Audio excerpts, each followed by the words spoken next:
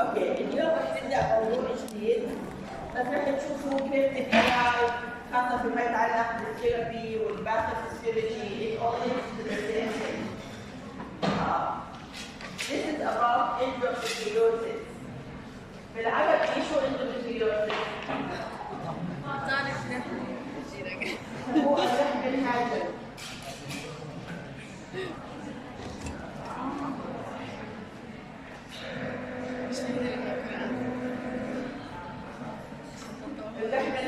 Because endometriosis is simply pieces of the endometrium exist outside the uterus.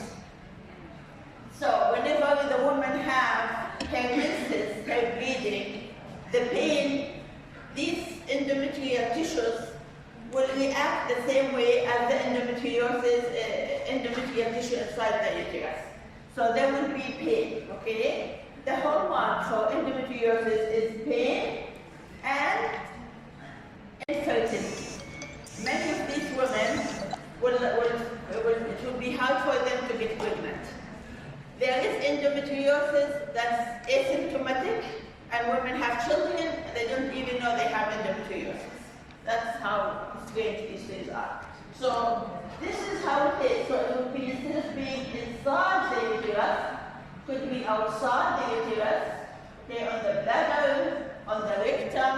It can even reach other organs. In the peritoneal area, some might even reach to the lung area, okay? So, endometriosis is endometrial tissue outside the uterus. Two things, dysmenorrhea, pain, okay, and infertility. So we want to relieve pain and we want to improve fertility. As simple as that.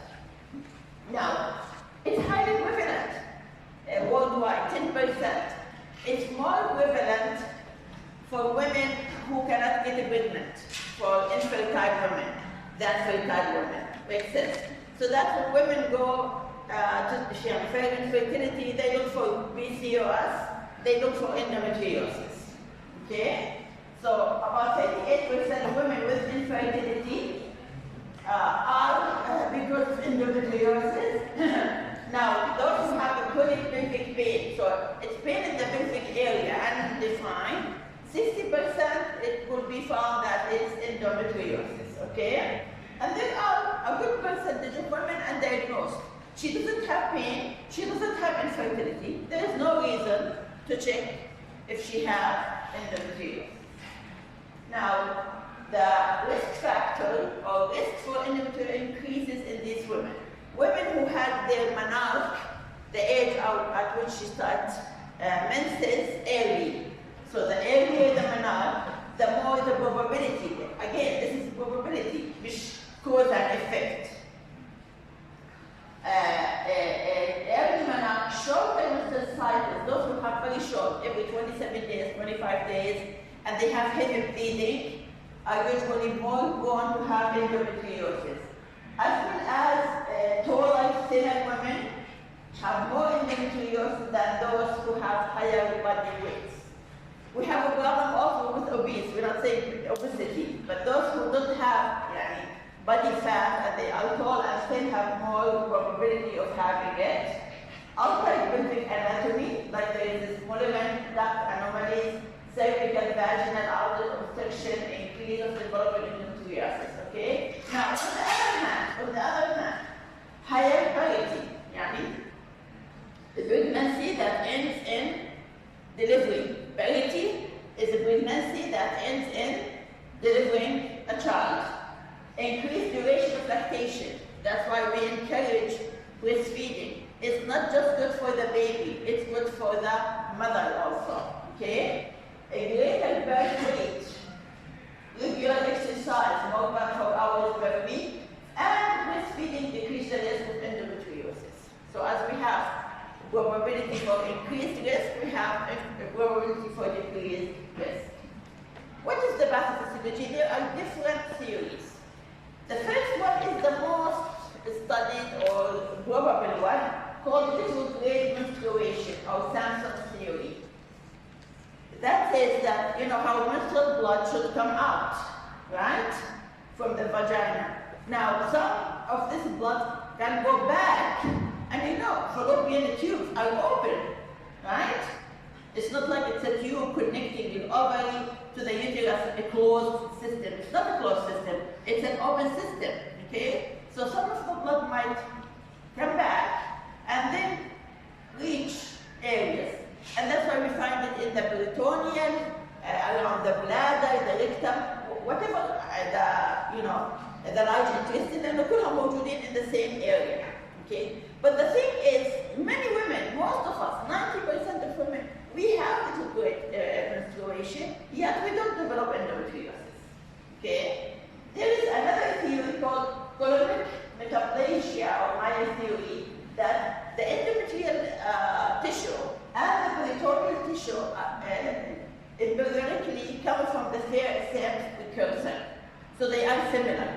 So some of the peritoneal tissues might develop as endometrial tissues, okay? Another one is a stem cell theory, that we have stem cells. We have from the bone marrow endometrial bacillus layer that just existed, عيوب خلقية, some congenital anomalies. Also there is the lymphatic spread, that they spread, especially when we find it in faraway places like over the lungs. How does it reach there? The theory in the lymphatic system carries it to that area. Now, retrograde menstruation is the theory most probable or studied or accepted now. Even if not all the women who have it, they develop endometriosis, it's the most accepted to explain why the endometrial tissues exist outside the uterus, okay? So we call them endometrial implants, these tissues outside. So we find them in the peritoneum, on the ovaries, fallopian tube, uterus, bladder, ureter, intestine, and rectum. So because they found in these areas, which is nearby, that kind of makes this explanation or this theory a little bit more valid. And they don't, they just go in the area surrounding where it will be expelled, okay? There are hallmarks for the pathophysiology of endometriosis. First of all, there is genetic predisposition. Because we said 90% of women have retrograde menstruation. Only 10% have endometriosis. So there must be some genetic predisposition that makes these women more prone to develop endometriosis.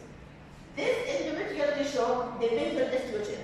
Hence, the pain, okay, around menstruation, because the estrogen would be high level.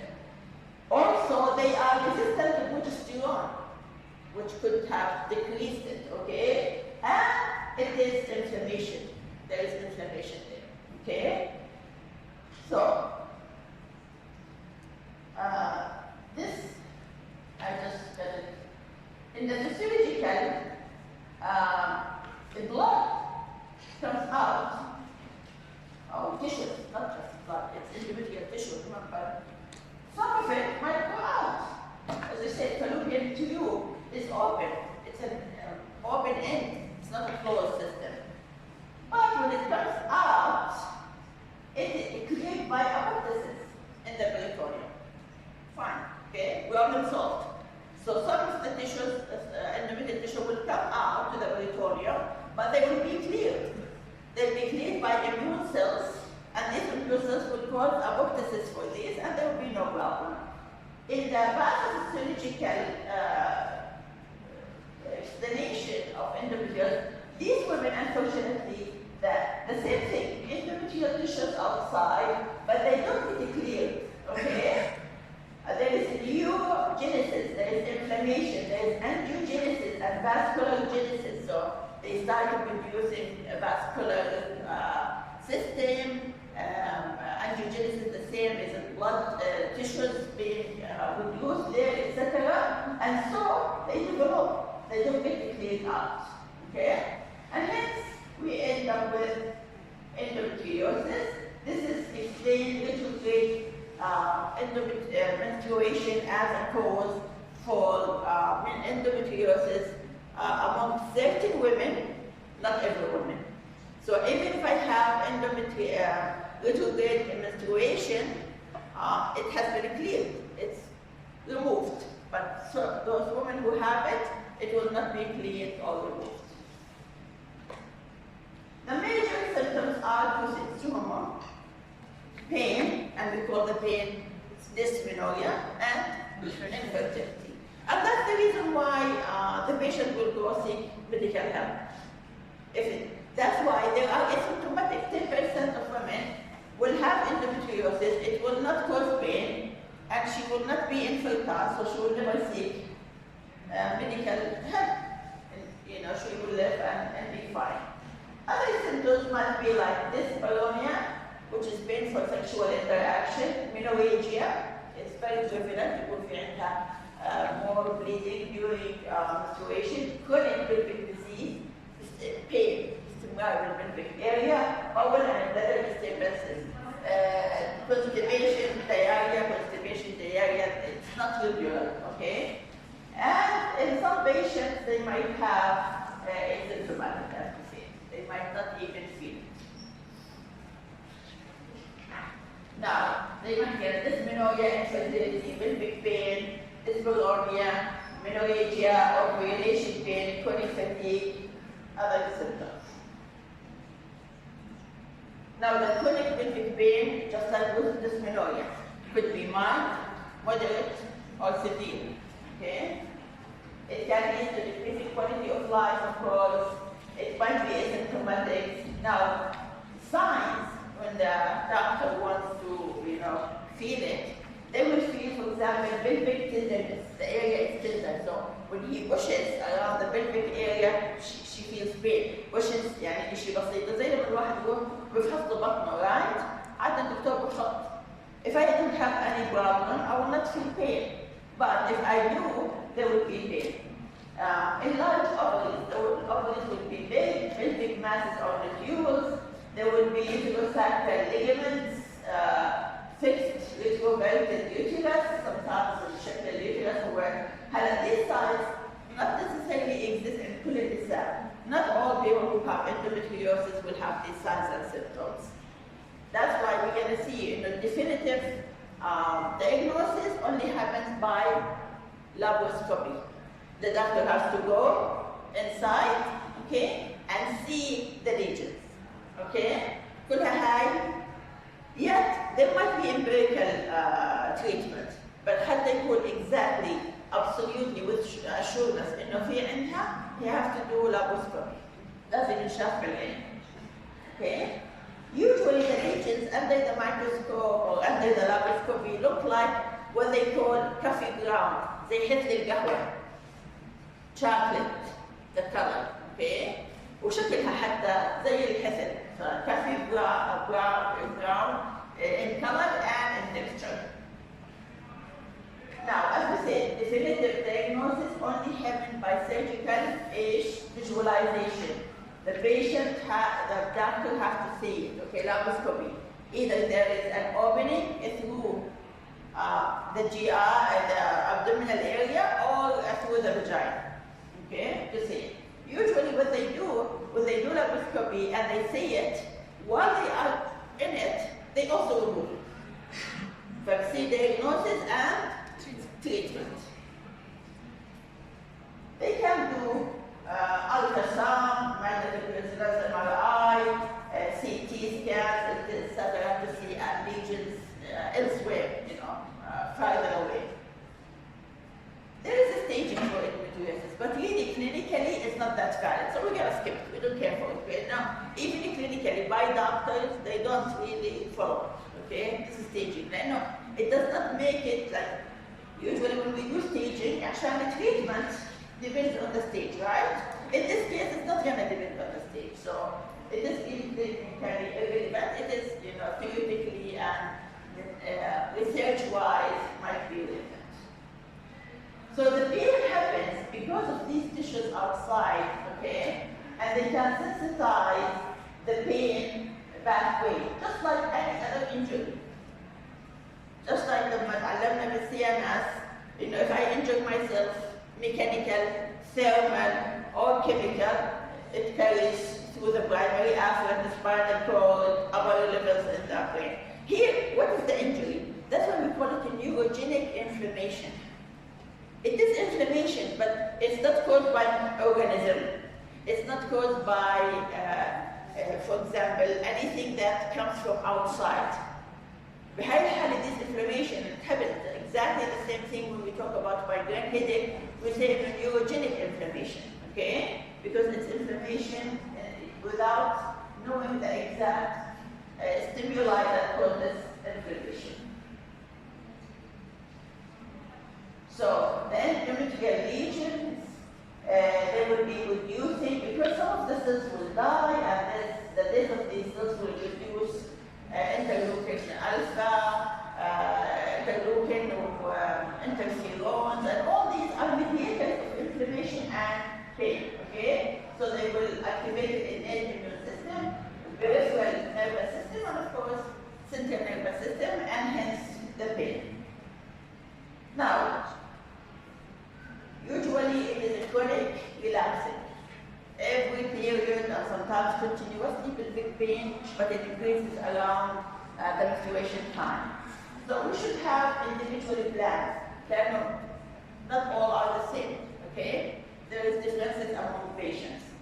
We need to treat fertility, if that is a problem, and improve quality of life, even if she doesn't care about fertility, okay?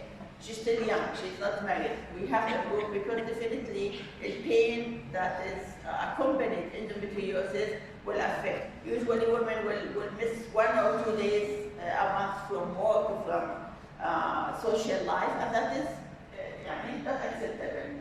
Now, we want to treat the pain and quality of life pharmacologically or surgery. Infertility and fertility mainly is treated by surgery.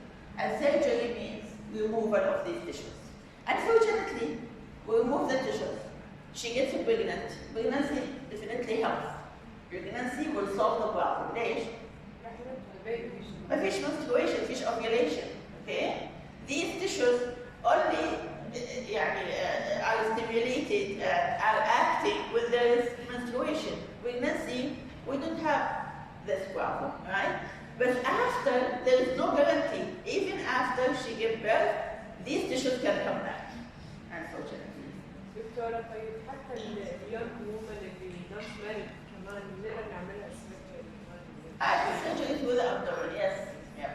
حطيت لكم a few cases on the e-learning. Interesting cases. You're going to see this woman who said how many times she gets to remove the endometrial tissues. Yes. Surgery is okay, not just for fertility. If the pain is severe and we cannot control it by pharmacology, we go to surgery. Now, in asymptomatic, if she has no symptoms, but by chance, while she has other procedures, the doctor discovered that she has endometrial tissues. He asked her, there is no pain, there is no fertility problem, what should we do? Should we treat? No. This is what we call watchful waiting. If she develops pain, if she develops infertility, then we treat. Symptomatic, either medical or surgical. And look, medical, we want to replace the lesion. How? One of two things. We induce pseudo-pregnancy, or we induce menopause. Because in both cases, we are suppressing the ovulation. وكلها جاية من الovulation. Remember نفس الشيء بالmenstruation related disorders. What we almost did was suppress the ovulation. Then all these disorders happen because of ovulation. Okay? So we induce pseudo-pregnancy or menopause. Okay? Many factors. The patient complain, location, addition disease, extent of the disease, desire for fertility, cause, contraindication, possible adverse effects. It's going to affect because treatments are kind of equivalent. Okay? So we're going to see كلهم first line, then we have second line. So, combined hormonal contraceptives because they induce pseudo pregnancy, right? They inhibit the FSH and LH, and then there is no, as if she is pregnant, right? We can also use gonadotropin releasing hormone. Remember that gonadotropin releasing hormone physiologically is what we call it? Pulsatile. If it's continuous, no ovulation. Remember that. So when I give her gonadotropin releasing hormone analog, what am I doing? Causing it to be continuous. Continuous is going to inhibit the pituitary. It's going to inhibit the follicular stimulating and the tonalizing hormone. Even if she cannot take it combined because of estrogen problem, we can even give her progesterone, for example, in the form of the IUD, intrauterine system, that have levonorgestrel. Okay? Here is the recommendation, the grading. If you see, progestins, oral or levo, are both A, the highest recommendation. Okay? Danazol used to be the gold standard. Endometriosis, danazol. We're going to see why is it not anymore. Danazol is similar, is an androgen analog. So we give the woman androgen. We are suppressing ovulation, right? But we have all these adverse effects for giving her androgen. يعني هي محل الاستروجين والبروجستيرون جنب انه نعطيها الاندروجين. But it will solve the problem. gonadotropin releasing hormones, الأجونست, okay? طبعا now الأنسيدز are going up high, they go to darkness. So that's what I think expert opinion, which in our grading system A, B, C, D, expert opinion وين بيجي؟ تحتيها. الدكتور يقول لك أنا طول عمري بستعمل هيك، ما شاء الله. That is not scientific. That is not evidence-based. العالم الآن كل شيء has to be evidence-based. بس يعني لاحظت انهم قراءة الأطباء سموها good practice point. If so many doctors have used these medications for such a long time and have been effective, we can call it good practice.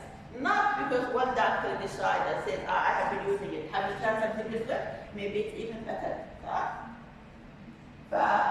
Combined hormonal contraceptives take the B letter, vaginal, transdermal, or continuous C. But we're going to see. مش لأنه A, for example, these are not first line, even though they are A. Now, when we give these, we completely suppressing the estrogen, and we're not giving estrogen like here we are suppressing ovulation, but we are giving estrogen, right? Here we are giving progesterone, right? Here we're not giving any. So شو رح يصير عند الست؟ Osteoporosis, thank you. And that's why these women, we should give them something called add back.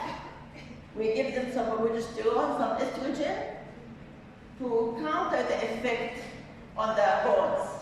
Okay? And that's why they stop being first choice or drugs of first choice. Laparoscopy, زي ما حكينا, they're interesting and therapeutics, especially for infertility. For infertility, بالنهاية لابد منها زي ما حكينا makes an opening and goes بالأول بشوفهم, then they cut it and remove it. There is acupuncture, dietary, but there is no evidence for this. This is for pain, for example.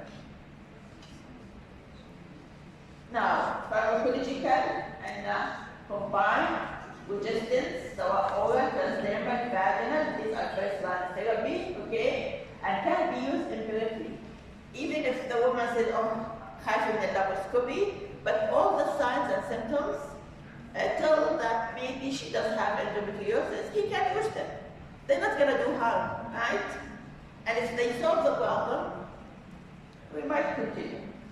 Gonadotropin releasing hormone agonists or levonorgestrel intrauterine system also are good for patients when they have to be over 16. I think with that they will never insert it unless she is married and have the first baby. This is preterm infertility, which is not true.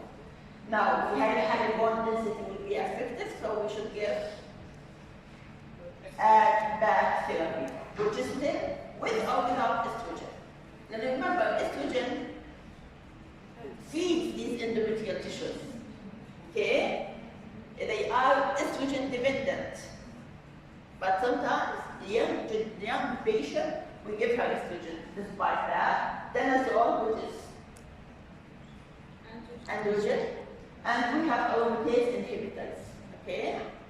Because it's the aromatase enzyme that changes the progesterone into estrogen. So we inhibit هذا الانزيم, we inhibit the production of estrogen. دكتورة؟ Yes. يعني عادي هلا هي بتفضل مايكرو ولا كومباين؟ بتفضل لا يفضل يكون combined unless we have يعني clear indication against it. كومباين عشان البون density. عشان البون density, yes. الاد back will be 13 days, not the whole month. ما شفتناش. Okay? If she's taking combined hormonal or progesterone, there is no need for add back. Only if she's taking gonadotropin releasing hormone or denazole, okay? Or aromatase inhibitor كمان. The aromatase inhibitor حتى we don't need. Only these two. Gonadotropin releasing hormone or denazole. Okay? Here is the evidence-based empirical treatment. In order to treat, okay, without the specific diagnosis, we can give combined hormonal contraceptives or progesterone. This is also good practice point. Now, if we operative hormonal treatment should not be initiated prior to surgery with the primary goal to improve surgery outcome. If we're going to do surgery, let's not start with hormonal treatment. Let's do the surgery, okay? Both operatives should not be initiated after surgery with the primary goal to improve surgery outcome. Surgery doesn't need treatment before or after, okay? With hormone. Combine or levonorgestrel intrauterine system refers to treatment for post-operative secondary prevention of dysmenorrhea, operative laparoscopy is the first referred treatment option for women with infertility secondary to endometriosis who are looking to become pregnant. Okay? Hysterectomy or oophorectomy may be considered in women finished with childbearing who have failed more conservative options. هذا good practice كمان. مش totally approved. This is for women later when they are done with childbearing. Hysterectomy alone will not do it. It has to be with the ovaries. بنسميها oophorectomy. Okay? We remove both ovaries. Then who produces the hormones? The ovaries, right? So we need it. Either the treatment really of choice or we have for pain and other symptoms. For infertility, surgery.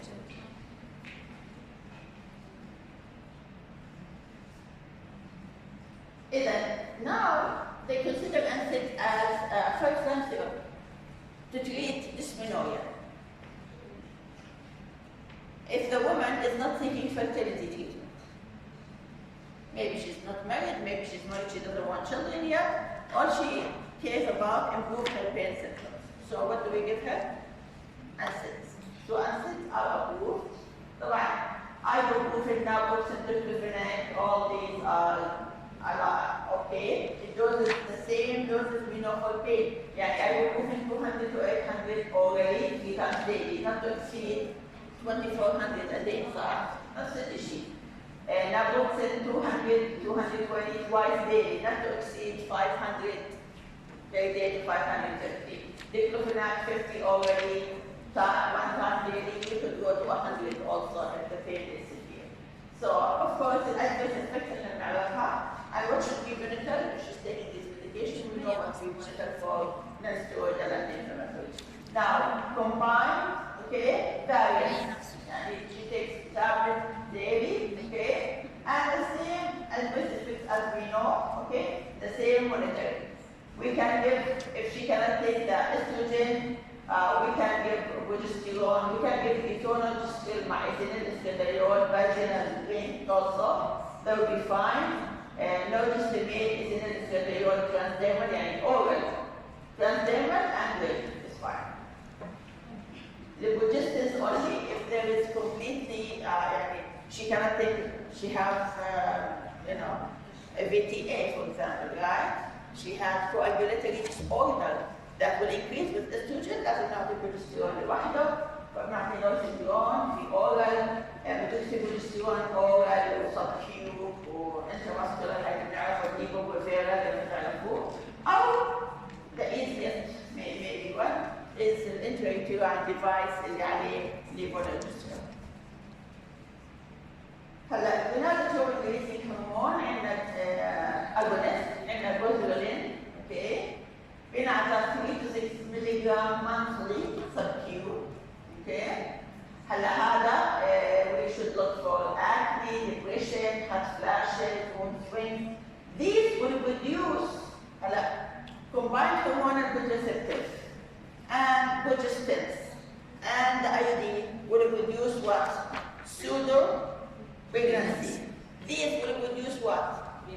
Menopause. Real menopause. Okay? زي المينوبوز there will be follicle stimulating hormone and the luteinizing hormone will be increased. I know we don't have a negative feedback, but there will be no estrogen and no progesterone.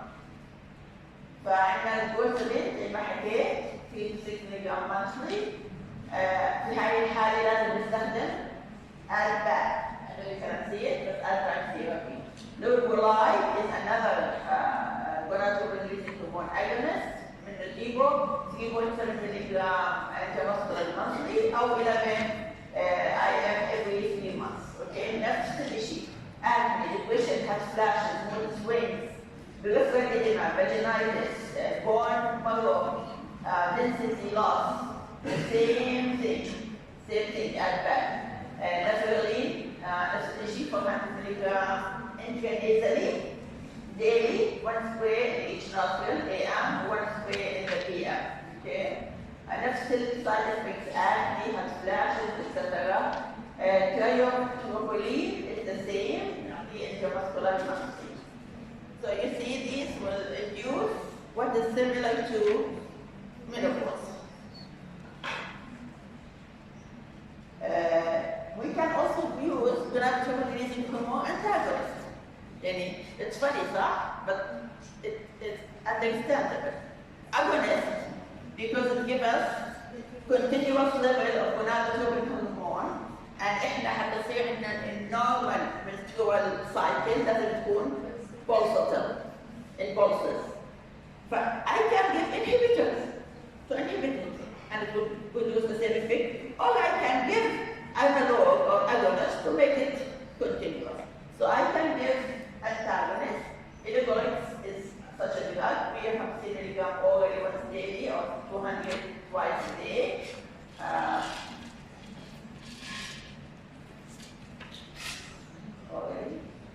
Headache, nausea, nasty flashes, bone marrow, this issue will be affected. So add that, that's the issue. Androgen and the danazole. As I said, danazole used to be the gold standard for endometriosis, not anymore, because the diet is 50 mg. برضه ممكن يعمل acne, peripheral edema, hirsutism, etc. بيأثر على الانفكشن. احنا نسينا الغياب الحضور، هلا بنبلش نحفظها.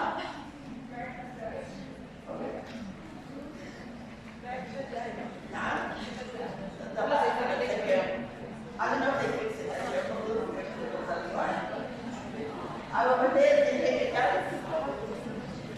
Aromatase inhibitors. And two drugs, and anastrozole and letrozole. Okay?